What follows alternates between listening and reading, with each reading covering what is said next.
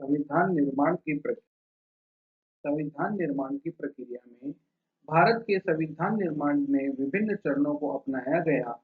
इसमें उद्देश्य प्रस्ताव, समितियों का गठन, प्रारूप निर्माण तथा संविधान सभा की विस्तृत चर्चा शामिल थी। उद्देश्य प्रस्ताव। संविधान सभा ने सबसे पहले उद्देश्य प्रस्ताव पारित किया। यही प्रस्ताव आगे चलकर संविधान की प्रस्तावना का आधार बना। संविधान निर्माण में समितियों की बात करें तो संविधान सभा के लिए कई समितियां गठित की गई। इनमें से कई समितियों के अध्यक्ष पंडित नेहरू और सरदार पटेल थे। इन समितियों ने महत्वपूर्ण प्रतिवेदन प्रस्तुत।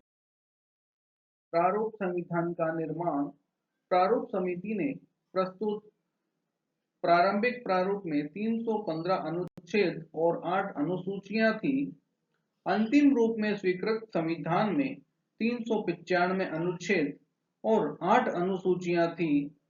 कुल 7,635 संशोधन प्रस्तावित किए गए।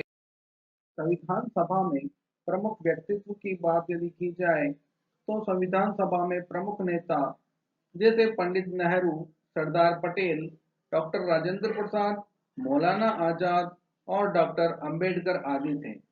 कांग्रेस के प्रयासों से गैर कांग्रेसी प्रतिष्ठित व्यक्तियों को भी शामिल किया गया। संविधान निर्माण की अवधि और लागत। संविधान निर्माण में कुल 2 वर्ष 11 माह 17 दिन लगे। इस कार्य में लगभग 63,96,729 रुपए खर्च हुए। संविधान के प्रारूप पर 114 दिन तक चर्चा हुई। 26 नवंबर 1949 को कुछ अनुच्छेद लागू हुए और 26 जनवरी 1950 को पूर्ण संविधान लागू हुआ।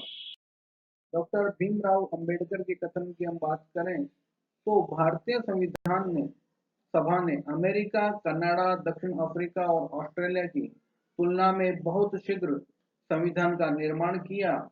उन्होंने इस कार्य के लिए संविधान सभा को बधाई दी।